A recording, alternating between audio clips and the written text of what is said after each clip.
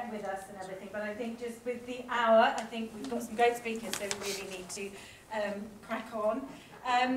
My name is Charlotte Pace, and I'm a research associate at IVAR, which is the Institute for Voluntary Action Research. And I'm here with colleagues today, Jessica Allen from the Institute of Health Equity, for Health Equity, and James Rowland from Brighton, a Commissioner from Brighton and Hove City Council. Part of the reason that I'm chairing this session here today is because of the, around social value in health, is because of my involvement in the National Health and Social Value Programme, which I don't know, some of you will be familiar. Felicity, you will be familiar from North Tyneside, you will be familiar from Milton Keynes, that has been running for the last 3 years. And this has been funded by the Department of Health to look at the implementation of the Public Services Social Value Act.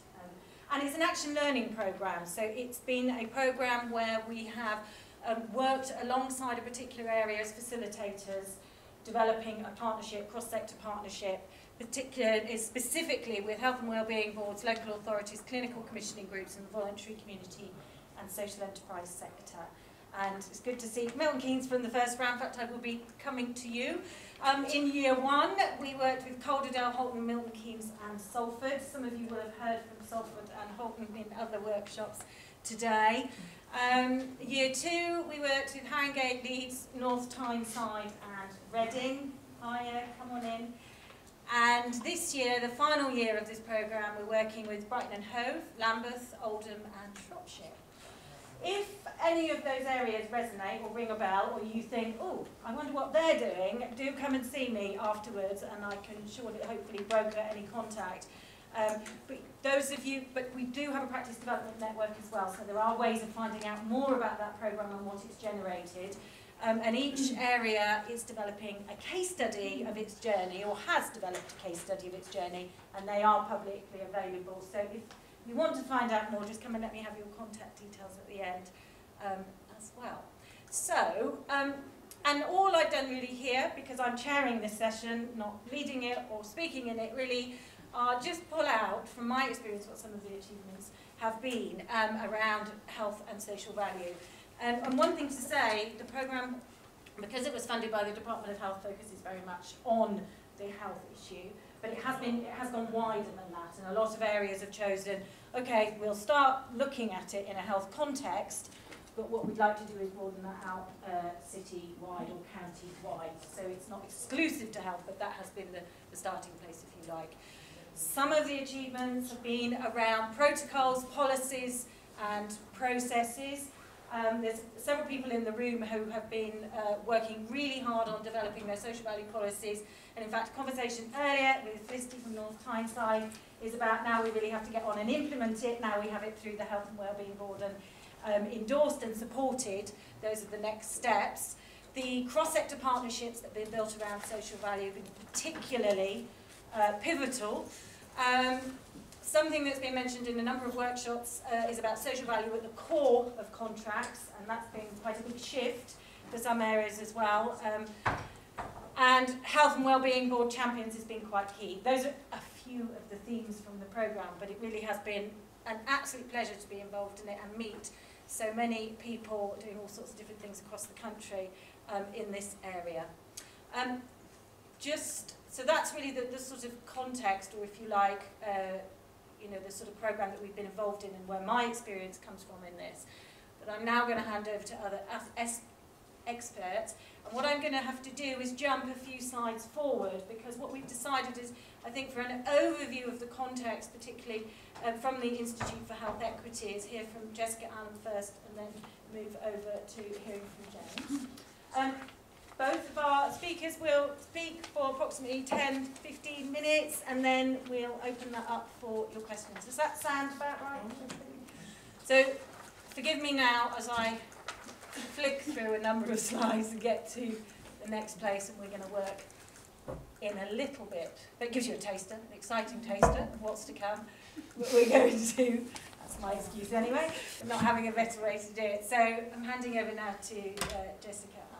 Shall I take that? Yes. Where am I pointing? The green one. That way. Anyway, I think. Okay. Well, hello. So I work at the Institute for Health Equity, which is led by Michael Marmot. And since we published the Marmot Review, we've been working to embed recommendations around tackling health inequalities, and we've been working with local authorities. We've just started to work with the NHS, which I'll mention. We've been working nationally with PHE and the Department of Health. And we see the Social Value Act actually as quite an opportunity to tackle health inequalities in an area where there aren't that many opportunities and there aren't that many levers. We saw the legislation actually as quite promising in this area. And I'll just overview where we are with health inequalities, some of our analysis around the Social Value Act and the opportunities it could offer, and in some areas is offering to tackle health inequalities. And then there's some case studies, many of which you are, well, you're working in those areas, or you'll have heard about, I'm sure, earlier today. So just as an overview, I hope some of you at least are familiar with this graph. It was the first graph in the Marmot Review. I'll just very quickly run over it. The bottom set of dots, that's life expectancy, healthy life expectancy, So this bottom set of dots represents how long you can expect to live in good health.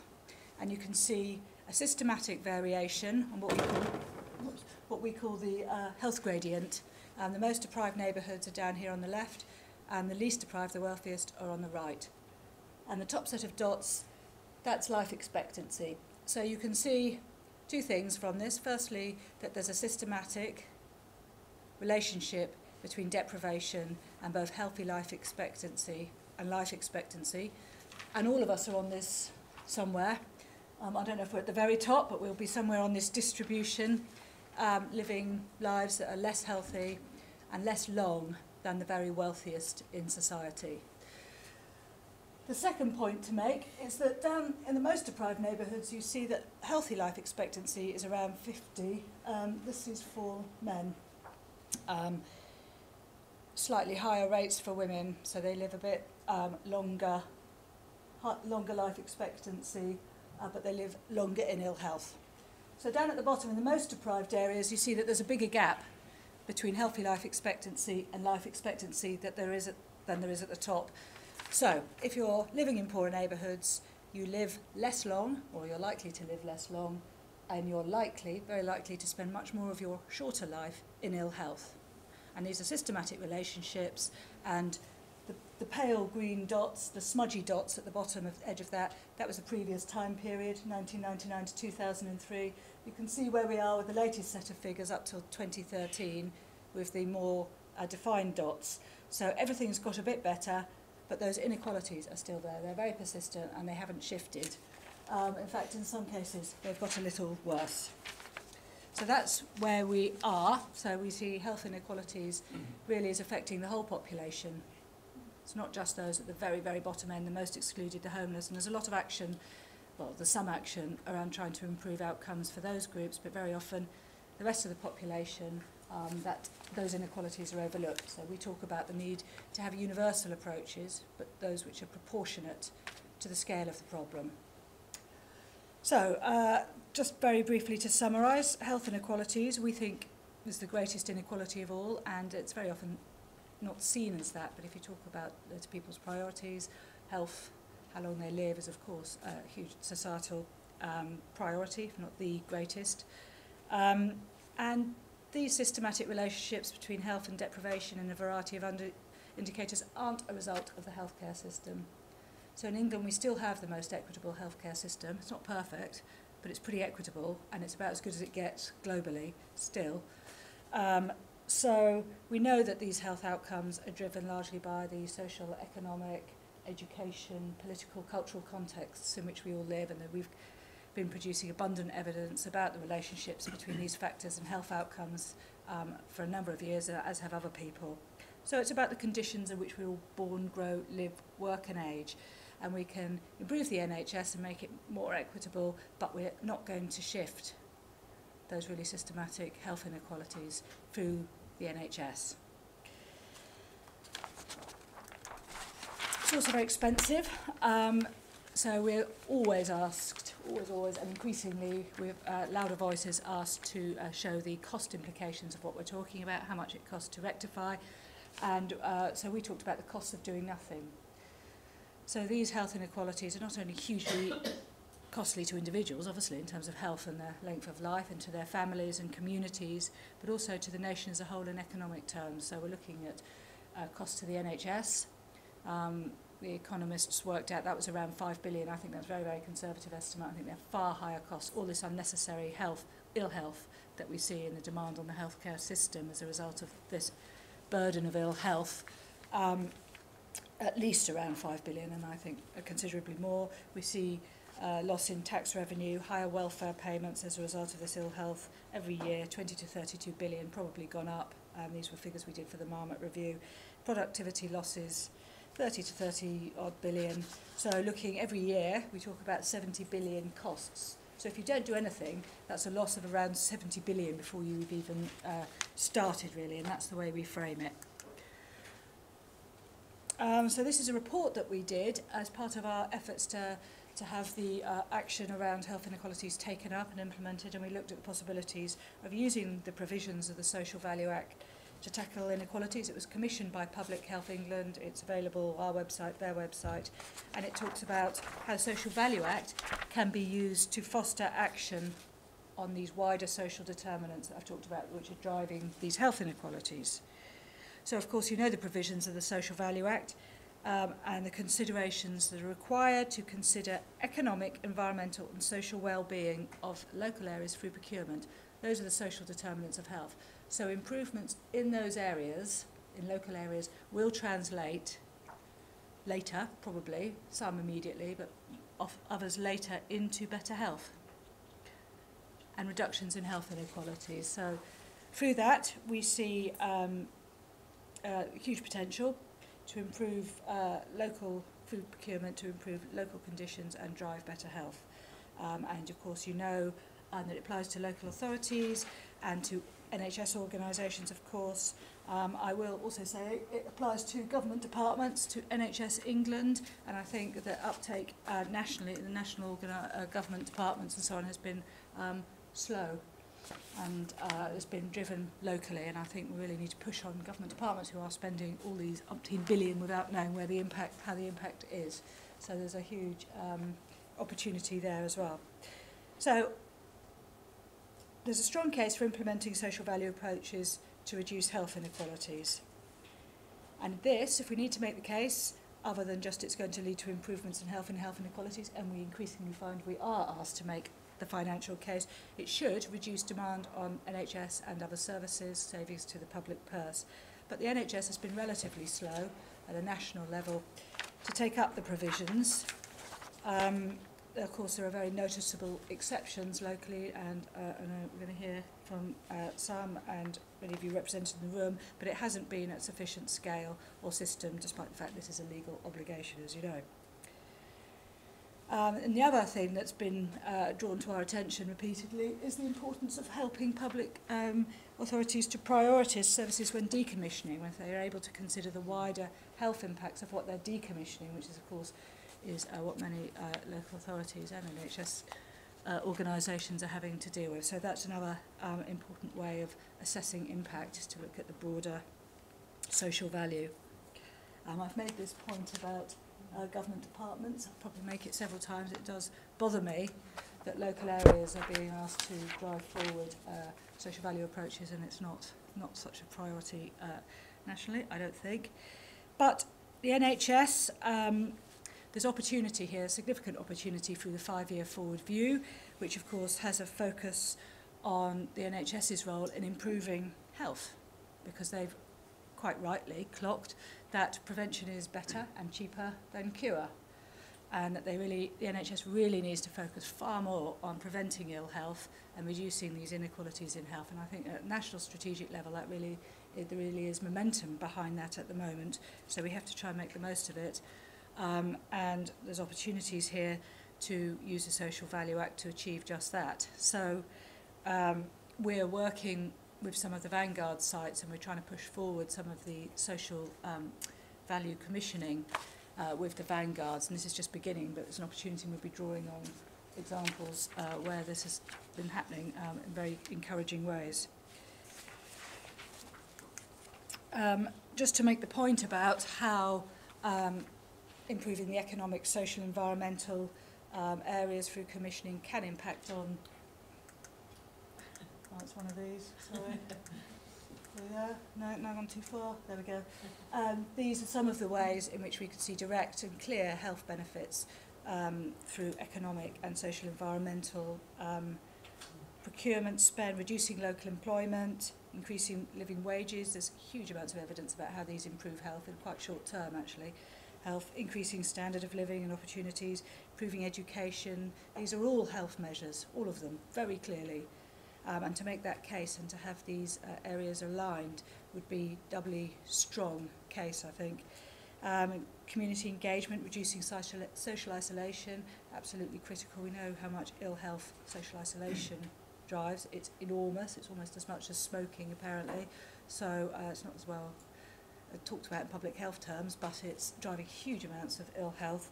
Tackling abuse, domestic violence, crime more broadly, green spaces and activities, improving housing quality. So all these areas which local authorities do routinely, these are health improving measures. So paying a living wage, of course, that's a clear one. That was one of the recommendations from the Marmot review, and I know that that does feature in a lot of the social value procurement that's been implemented, and we can make the case that this is a very clear health measure as well. Trying to think about how we could get the right measures in place in order to measure impacts on health through procurement, through the spend, through these measures that we've just seen as well. That's critical. When we were talking to local areas about some of the barriers to implementing social value procurement, measurement came up time and time again. And so we did some work thinking about how you could build health into that and well-being and mental health into those sort of outcome measures as well. And the importance of recognising inequalities, because we can improve averages but not improve those inequalities. We just pull them up, or they're even steeper and you've got the same average. So we need to actually think about distributions, and that's quite hard, to do through procurement, but it's absolutely essential, because we're not going to achieve much just by doing that, and the inequalities won't be tackled. Nationally, of course, the NHS spends 110 plus billion, goes up all the time. I think your slides are mismatched with what you've got. I think it's that clicker thing. So right, sorry. Sorry. This is the problem, I'm not being able to see them. Yeah. Where have I got to? Yeah, I think it's the next one. Yeah. 110 plus billion annual spend. The King's Fund did a very good report a year or so ago, and there was no overview of how that money gets spent. I mean, it was spent on clinical services, obviously, but in terms of alleviating poverty, which is driving so much ill health, in terms of the social, economic, environmental impact, nothing much, if at all, is known. And locally, a tiny bit more is known, but not much. And certainly NHS England's direct commissioning doesn't really consider social value at all. So I think, again, opportunities there. And I've mentioned the 5-year forward view. That is an important strategy for NHS England, and it does tie it. We can make the case it ties in with all of this. So again, a coherent position on using that procurement to improve health.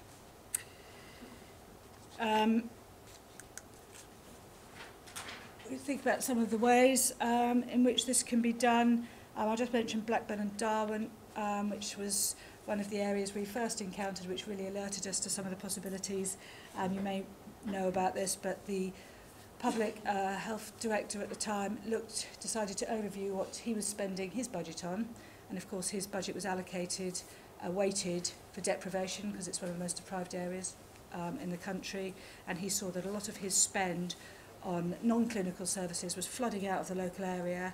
It wasn't being spent locally, it wasn't helping to support local employment, it was actually, a lot of it was coming down to the south, and they were getting their staplers and paper and so on from Southampton, because that was the lowest cost, and it wasn't considering the environmental impact, firstly, of the transport of all of that, or the impact on the local economy. So he pulled all the spend that he could back and made the case that although it wasn't necessarily the lowest cost, it was going to have the greatest impact and ultimately reduce costs, and that was accepted, and that's what he did with his public health spend.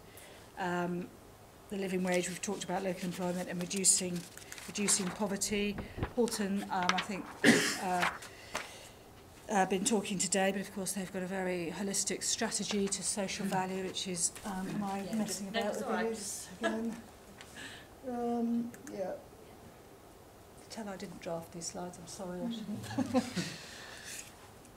shouldn't.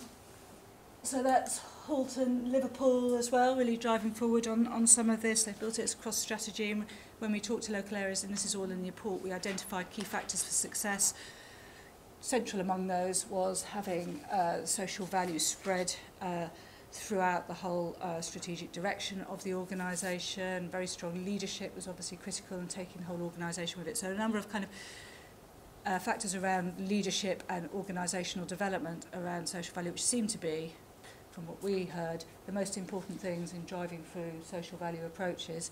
And likewise, the barriers were resistance to it, or poor leadership, or lack of accountability, or in some cases procurement teams not being on board, or thinking that they had to consider lowest cost because that was the requirements on them to do that. But of course that's shifted. So what Liverpool did was take this very across organisational approach and really build from that.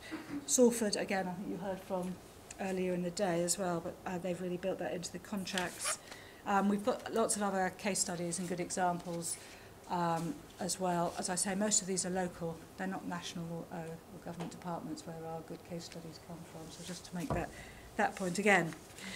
So as we work with the areas that we work with and support, we really are prioritising social value approaches and encouraging areas to look at this. We work with some local authorities, and as I've mentioned, with NHS organisations. And there's a bit of a sort of, in some NHS organisations, there's we can't really do that, it's got to be lowest cost. We're looking at the clinical outcomes, but we're making the case that you can do both, and that's really important. So we'll push on that and try and link those commissioning teams and so on in with other areas where they've been doing it successfully, because obviously that's very, very helpful. So we say that social value is an opportunity to improve health and reduce inequalities in those social and economic and environmental factors which drive health. This is locally and nationally. It's an opportunity to work the economic power of public procurement and an opportunity to align with other obligations and priorities. So if you're pushing on local employment, it's not just about building local employment, it's also about improving health. So you can really, really strengthen the case by adding health in there and aligning these agendas and getting sort of double impacts from the social value approaches. And of course it's a legal obligation, and there should be some strong accountability mechanisms to ensure that it's really taken up. Okay, I'll stop there. Quick run through. Thank you. Hand over. Okay, so giving us a really good overview there. What I'm going to do now, you can flip back if you want. Yeah, you do it rather than me. Quick memory for everyone. Any particular questions that you'd like to pose to Jessica about any of that she's spoken to in that small amount of time? Does that resonate with you? Is that your experience? There's some nodding happening in the room. What would people like to hear more about? I mean, we talk about a lot about local examples driving this, and in the report there are local examples. Yeah. Since that report, there are more local examples. So it feels like one of the things around that is influence of where it works and building evidence. And it's critical, I think, and it does really shift people's thinking if they see other places, of course, that are doing it. So we would like more examples, because as I said, we started this work with the NHS, and if people are able to send us case studies and so on, that's very, very, very helpful. Yes. Do you want to, if you just say where you're from? Yeah, I'm from Surrey County Council procurement team working in public health.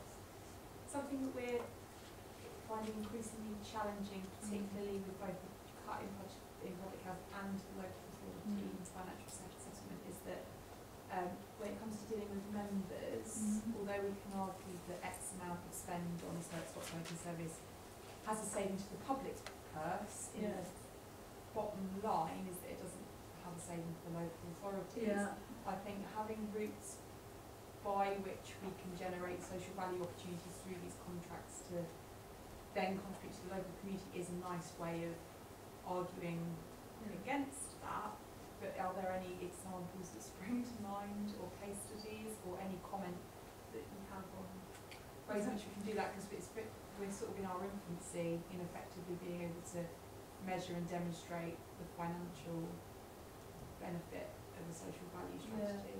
No, I mean, off the top of my head, no, we haven't got that kind of, and we hear that this repeatedly, this is what's needed.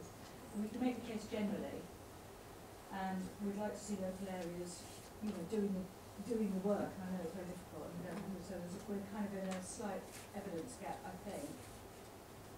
I mean, we do have lots of evidence about the impact on local services, but we haven't costed it. So we can show local service impact. I think there might be a couple. I'm just wondering about Dudley, and I'm just wondering, because Dudley might be quite near to being able to quantify the difference it's made, having a social value, social impact strategy running through there. I'm not really asking you for an answer, but I'm just thinking that Dudley was, it's sort of, if you like, integrated sort of strategy around the voluntary and community sector and the CCG and the council quite early on, and they are starting to see some of the results of that. You've drawn up a case study. There was a case study that started to draw some of that out, but I think it's probably just now, in answer to your question from Surrey, that information is starting to develop. So I think we might be about to see some of that. Certainly when we're working with local areas around developing social value frameworks, policies, that kind of thing, we're suggesting or heavily influencing people to integrate an evidence, collecting that evidence so it can be demonstrated, because obviously people need to make cases like yours. So I think there are a couple of early implementers, if you like, where it might be useful. Dudley would probably be one of them. I think there are a couple more. The Social Value Hub is a really good place for finding out about that. But it'd be quite useful to have a separate conversation about the programme and what people are doing in that programme as well. Thank you. Anything else people want to ask Jessica? A lot of areas have used some of the things that you've outlined in your presentation to make a case for a social value strategy, for a framework and things, and Holton is an example of that. You've done that as well, haven't you, in North Tyneside? Yeah, we've done it in Milton Keynes as well. You've done it in Milton Keynes as well, so that you've got that sort of evidence base around the social determinants and health as well. The report is very detailed, really, on some of the, on what works and what doesn't, as far as you were able to at the time, and we've already got more that we can sort of build on that. So we need to have a conversation with you about the new stuff coming through. Yeah, great. Because it's ongoing. Because the brilliant thing about having a programme funded, apart from the fact that it's now ending by the Department of Health, is that it was a 3-year programme. So it was a rolling programme. The 12 areas came on board. So there was great opportunity for learning, and it hasn't finished. And that learning will be disseminated outside those areas. And I don't know if you had any thoughts around, because you got really good political buy-in in North Tyneside. We did, yeah. Picking on you, but... No, that's right. I mean, a lot of our social value work was led by the Health and Wellbeing Board, and the chair of the Health and Wellbeing Board is the cabinet member who also is cabinet lead around public health. And actually, as a result of her intervention, we've now built into all procurements 10 to 20% of the procurement value will be based on social value, and it was the cabinet member that pushed for that because she recognised sort of the benefit to the kind of the local pound, and that was really a lot of her focus in terms of wanting North Tyneside, wanting to kind of focus in making sure that the kind of overall value was kept within North Tyneside. So we haven't, in terms of being able to evaluate it, being able to necessarily sort of evidence-base it, but the fact that you're talking about actually trying to look at health, well-being, kind of local value within North Tyneside, that really has swung it. So we, as a result of that, we've had fantastic support from our cabinet. So that's a good example, Jessica, we probably need to share with you more about. Sue. I would love to be able to say the same. Yes, this is a different story. Yeah, when we did ours, we did get buy-in from the Health and Wellbeing Board, and it was adopted by the Health and Wellbeing Board. unfortunately in Milton Keynes we have a system where a certain proportion of local councillors have to be elected each year. So we are constantly changing leadership all the time. And when we got it adopted, it was actually the Conservatives who were in charge of the council who adopted it. We now have Labour who sort of stuck it in a drawer somewhere. The problem we've got now is that health and wellbeing, and we're still working with a joint commissioner in social care and health, and we've sort of got an executive type committee, and we're meeting with blue lights now to cross over strategies. We've still got the rest of the council that actually doesn't really understand social value, although it says it does. It's just tweeted it does.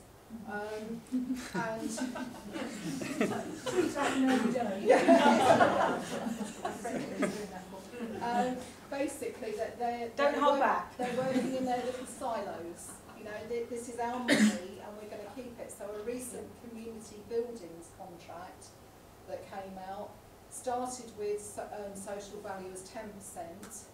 It was then called in and went to 5%, and now it's 2%. And the same value is put on a drinks machine in the foyer to generate income. So we're slightly going backwards. So the picture is varied. The core is still pushing forward. We will get there in the end. Perseverance. Yes. Yeah, and that was, you know, wasn't just lucky because she was incredibly passionate, committed. We, that chair of your health came to every single health and social value session. Yeah. So, you know, that getting that political buy-in at the outset was really, really helpful. But it fitted with her complete way of doing things, which I think was really good. I don't know, has anyone got any other questions for Jessica at this stage? Around the research that they've done at the Institute of Health Equity. Can I just add one thing which may be helpful, which is that there was some health equity indicators, NHS equity indicators likely to be published very shortly, and they will show things like hospital utilisation, GP attendees and so on by small area deprivation, and they're quite clear, showing that in more deprived areas there's greater use of the NHS. So if that will help strengthen the case around costs, I know it's not necessarily, it's not necessarily from the same organisation that the savings will be made, but it can, you can use those kind of indicators at local level to show it's driving a lot of demand in the NHS. That's useful. Sorry, Mark, and then.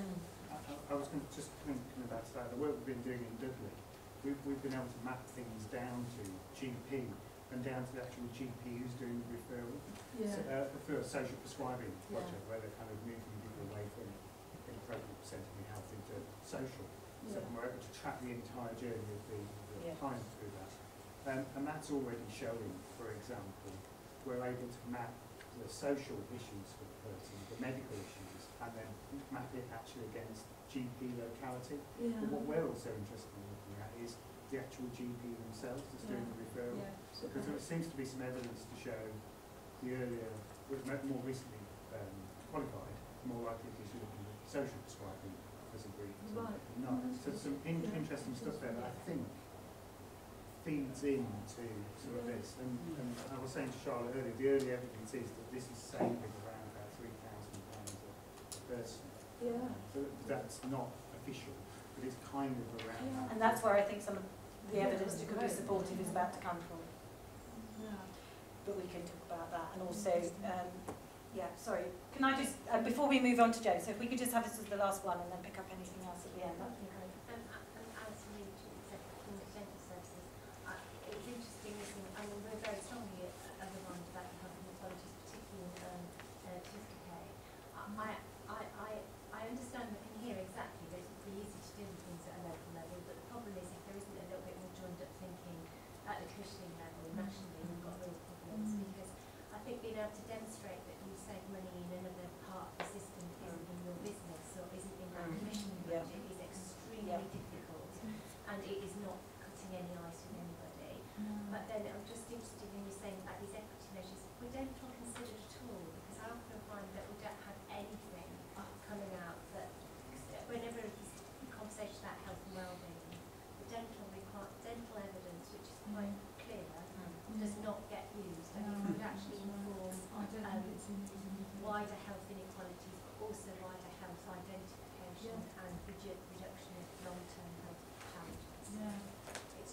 isolation, it's often missed out.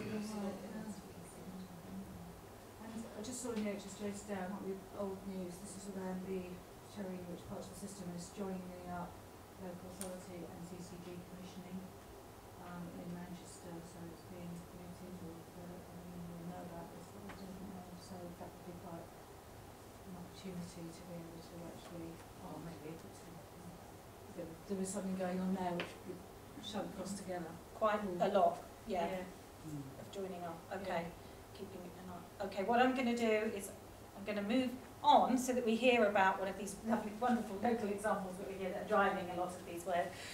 From an example from James Rowland, who's the Strategic Commissioner in Brighton and Hove.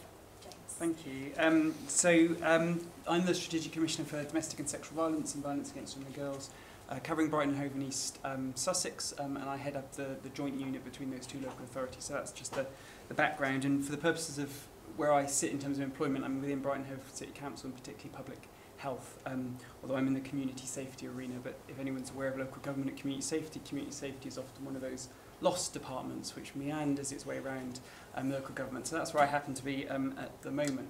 What I'm going to talk about fairly quickly is just how we went about procuring a new domestic and sexual violence service and how we built social value into that, and that was something which came up in a local programme that's been alluded to. So in 2015 we undertook the procurement process, and it was bringing together domestic and sexual violence services for the first time, both within Brighton and Hove, but also between Brighton and Hove and East Sussex. So it was quite a lot of change for us in terms of how that was done, because historically there'd been individual small grants to different providers. It wasn't joined up.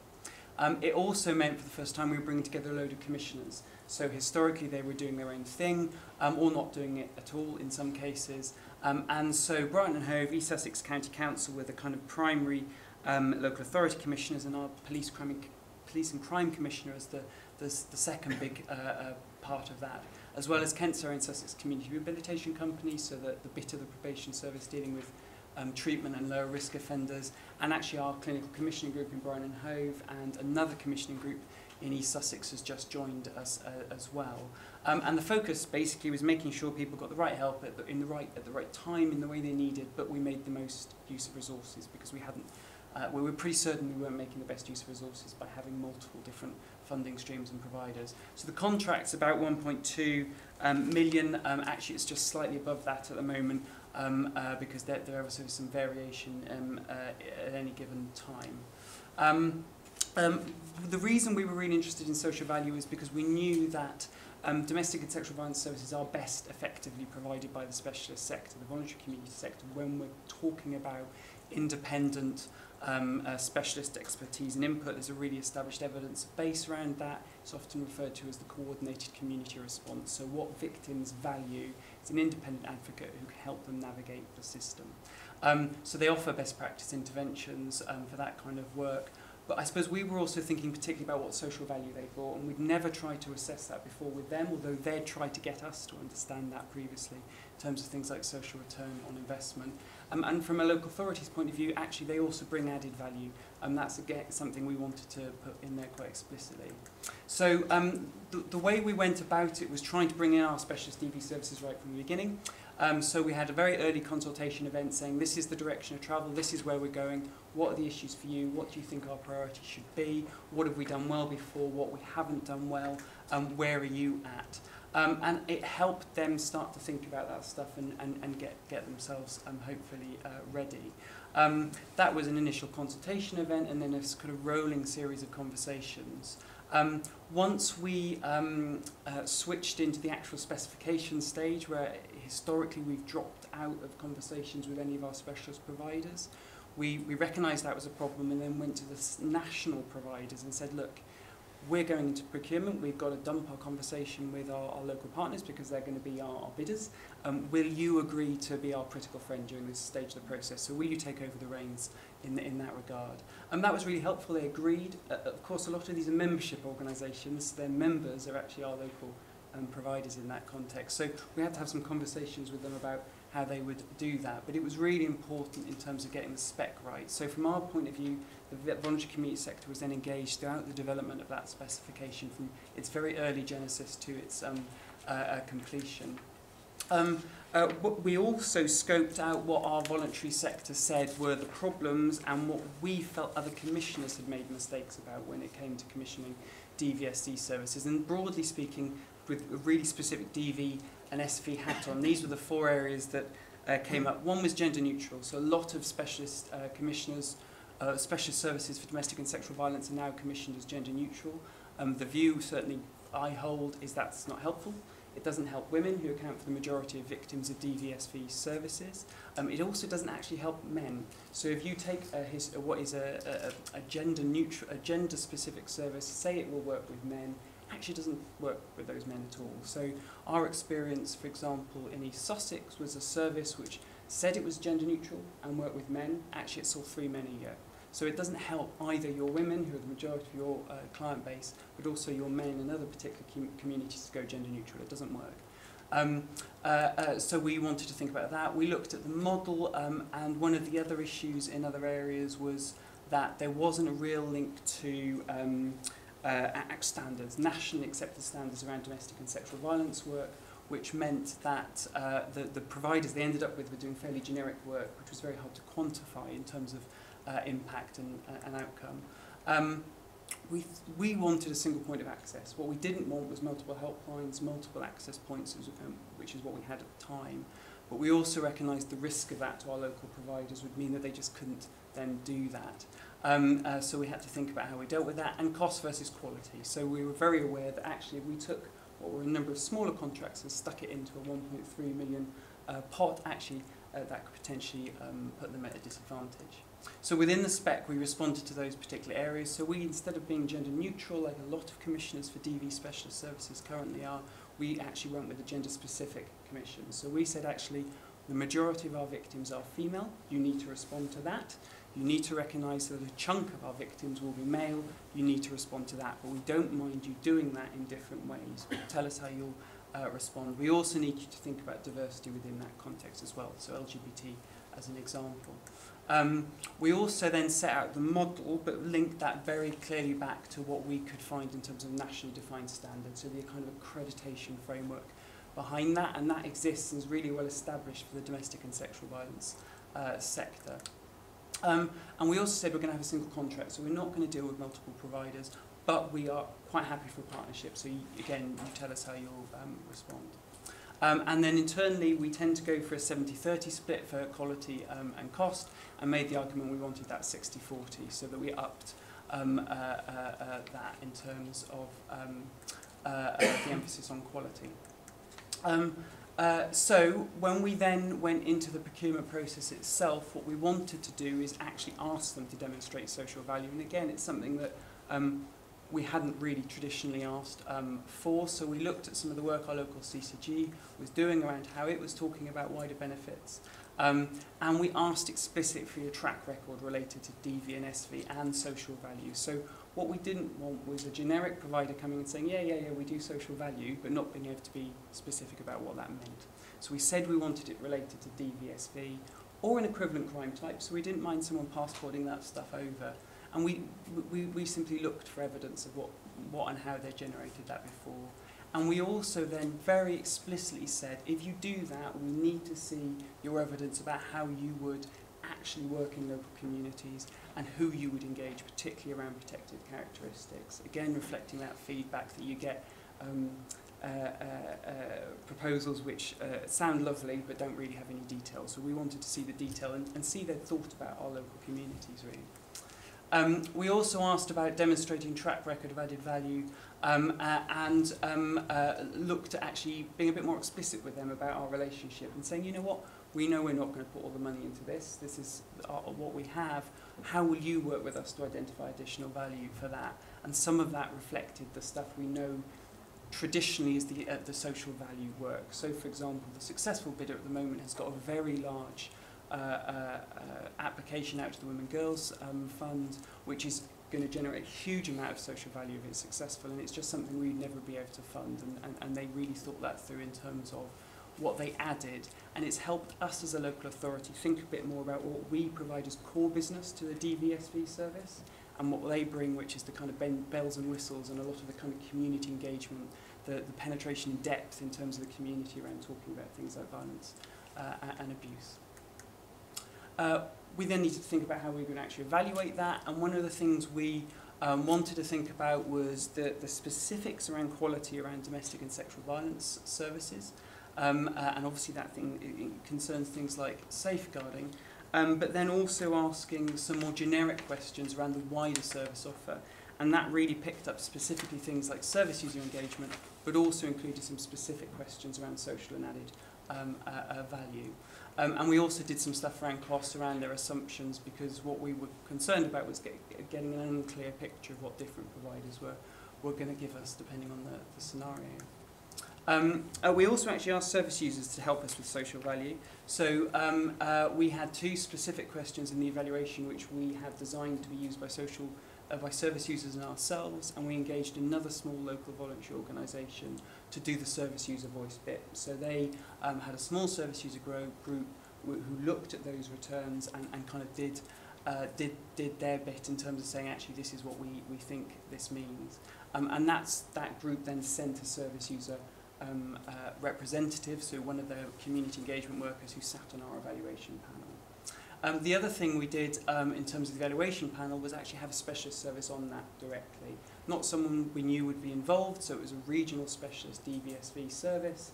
And I've got to say that was probably the best decision we made of anyone on that evaluation panel. It was a very good evaluation panel because they sat there knowing a huge amount about DVSV, but being completely objective really in terms of whether or not our potential bidders were offering value. And that critical friend input was incredibly helpful.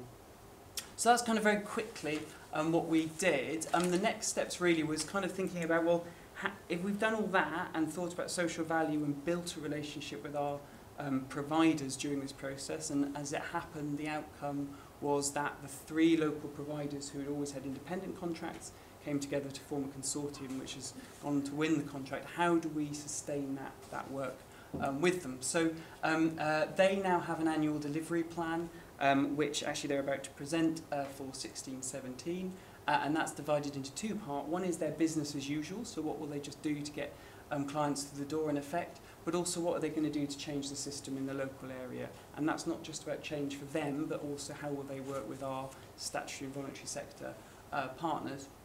And critically, we wanted that latter bit because we want them to be clear about what they need us to do to help them to release that kind of change. And we've actually also invited them to sit on our commissioning group. So the legacy of that kind of ongoing conversation now means they're informing commissioning decisions. And more importantly, we're recognising that their added value is better used and utilised when it's linked to what we are commissioning as well. So it means we can have an actual conversation about who's bidding for what money and how we shape that.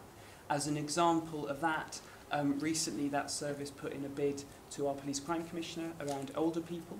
That wouldn't have met the commissioner's particular expectations around that bid, but because that was of interest, that commissioner, who's an associate commissioner in this work, came to me as the lead commissioner and said, actually, we'd like to explore this further. Let's have a conversation about how we develop specific work around older people and put some more money into that contract. So it's a really good example of then the provider identifying a problem and then us being able to work with them to fit the solution within the current commissioning framework. So that's that bit. And then we're just working on the outputs and outcomes at the moment. So a lot of the problem we've had historically is rubbish data, frankly. Our providers have not had the best data in the world. We've struggled to interrogate it. They now have a single case management system that can do that, allows us to do some national benchmarking as well, and compare and contrast a bit.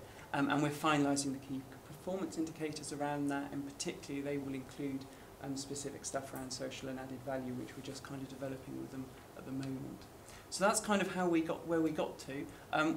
We're coming to the end of the first 6 months of that contract at the end of March. There's another 2.5 years to go, and then possibly 2 years after that. And obviously the context is really difficult. We've got increasing demand and a fixed amount of money, really. So it's meaning we're already having some quite difficult conversations about how we respond to that.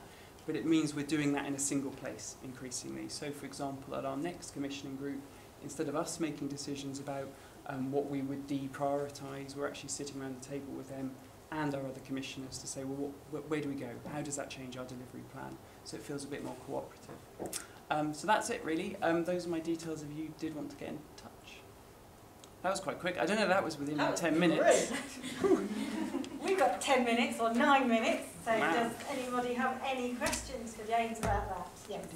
How did you find negotiating KPIs around social value? I will tell you when we finished. So what we agreed is the first 6 months of the contract, because a lot of that involved a fairly long mobilisation process and bringing on lots of the practical systems of bringing 3 services together. First 6 months, which end in March, were really about kind of bedding it in, and it's during this phase that we're just finalising what the KPIs look like. I think people are moving towards that more because previously it's been difficult to put into new contracts because the party line is that it's an unknown quantity. Yeah. But actually, if you explore opportunities in the initial period and then agree Yeah. I'd be interested to know how it goes. Yeah, well, happy to share. So it just didn't seem useful inventing them when we didn't know what it looked like, and we also knew our demand was And changing. working in a completely different way. So. So in progress as we speak. Any comments, observations or thoughts? Yes, Amelia. If you can just say where you're from. Patrick Murray, Newfoundland Capital. I just want to say that was really interesting. Thank you for that. I think there's a lot of charities out there that are finding the move to larger contracts, particularly smaller specialist organisations, they're really struggling with it. And that you've just outlined a way to commission in, I think, a really positive way, an engagement. The engagement all the way through with the way you're quite imaginative about bringing some of the umbrella organisations to do that, which has got into the more restricted phase up. It's really positive. So thank you. And when we first saw the presentation, you delivered the presentation with the provider. Yeah. So it's true. And obviously the provider would rather we didn't commission at all. clearly they would, and there's that underlying tension. But yeah, and what was really interesting when we went to the nationals, they all fell over themselves to help. And what they said was, of course we recognise that there's an issue with us being membership organisations. This is how we'll manage that. And then they said it's really amazing how many commissioners don't come and have a conversation with us about what we could offer. So the general response was they were incredibly helpful and recognised the benefit. Thank you. Yes. So Sorry to come back to my one. no, it's I fine. think the problem we had is that our umbrella body for the VCS became a delivery body in order to survive, and therefore it's competition for its members. However, it is still the consultative body for the council, so it actually finds out about everything and influences tenders, which it then bids for. Yes. One of the reasons we took on the role is because we're social enterprise startup and development. We don't compete with anybody delivering contracts, so it's one of the reasons we took the role on, and we took the role on in the BBO ESF lottery as well, to actually support them to deliver on that bid. So I think it's very interesting. I would like to know the questions you asked them, or before they came to the table, or how you sort of... The nationals. Well, anybody that's got a membership organisation that also delivers, because I think that needs to be clearer. Yeah. And I suppose if you just think about the DVSV sector, it's a lot easier. Really, most of the nationals don't do direct delivery in that way, or if they do, it's really specific kind of work. They wouldn't be doing services on the ground. So I guess we didn't face that challenge, but yeah, recognise it's a difficult one. Thanks. Any other thoughts and comments about that? A good example. I mean, you're quite right there. That there's an example of a way of doing it. Yes. Yeah, I'm interested to know what social value impact bidders came back with. You're able to say a bit more about that? Well, and how diverse yeah. they were? I mean, it's interesting. So, of the 3 organisations, one has a really established record of doing stuff on social value, and particularly talked about social return on investments. We've done a lot of kind of historic work around that. Interestingly, the legacy of some of that was our own strategic aims around violence against women and girls and domestic violence, which they fed that finding into our strategic development. We then produced our aims, and it kind of came back the other way. So it was this didn't come out of out of the blue, there's a fairly long established relationship of cooperation. And I suppose they also have gotten, as I said, they've just got a bid out in terms of the Women and Girls Fund, and what they were very particularly strong at is saying these are the particular projects we will do, and this is how we would engage with the local community and the benefits we expect to see with that. So, for example, they have a really good model of developing service users within the communities, but also what they're calling connectors, so people to go out and talk about domestic violence within their community or sexual violence.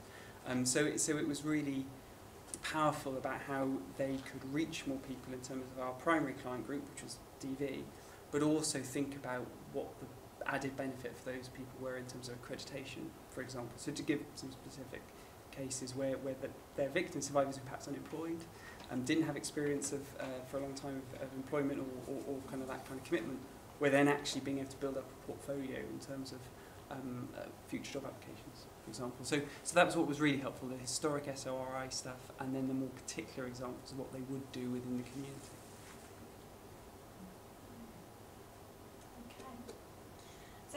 I hope that's been useful for people to sort of hear a little bit about that. I think one of the things with this, I mean, there's a sort of, you know, a couple of key messages coming out here.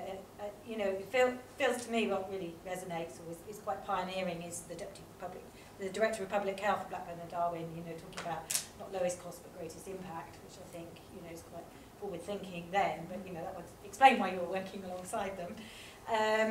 And talking about some of the things that you have in the report as well, which I think is really worth having a look at. And it is one of those reports where you don't have to sit down and read the whole thing from the beginning, but pick out bits. It's got good headings and saying what works, what doesn't, what you should look out for. And Jessica's picked out particular things around leadership and organisational development and that kind of thing. Notwithstanding, you know, the issues that you talk about in Milton Keynes, and also the other issue you raised around, that you've raised here about health in general, the kind of issue around dental. But I think the other thing that you've talked about is letting people know the equity indicators are on the way. Yeah. That's something for people to look out for, and they can do that via Institute of Health Equity Yeah, website. they're actually produced by York, who've been involved. They'll be on our website, I'm sure, yeah. Okay. Or you can contact me directly. But I can feed that back to SEUK about how we share that too. Yeah. I think there's some things to connect to you at the Institute of Health Equity about some of these examples around the country. I think the most brilliant thing about this feels like when people have been generating this, you know, trying out new things and different ways of working and looking how to get better at this, everyone has been really willing to share. And absolutely can ring up commissioners, and there's a commissioner network in Brighton and Hove, I know, but the way people have been sharing has been absolutely brilliant, and the way people in procurement and commissioning are literally taking calls from and all across the country and sharing has been absolutely brilliant. So don't feel afraid. When people put up their contact details, I don't think people really go to that slide that as much as they should. Use it because, you know, people can answer those questions people want to share, I think, if something's worked. Well, we stole most of our spec and then just added. Well, absolutely, So, absolutely. So we knowing where good churlished stuff is happening, the Social Value Hub is particularly good for that, and there are a lot of health examples on there, and there will be more because we're still generating those as well. So, yeah, thank you very much, everybody. I think what you've got now is another half an hour of refreshments. I wonder what that will be, something nice, and scooting around and meeting people and taking contact details before we go into the final session. So thanks ever so much for joining us. Thank you. Thank you.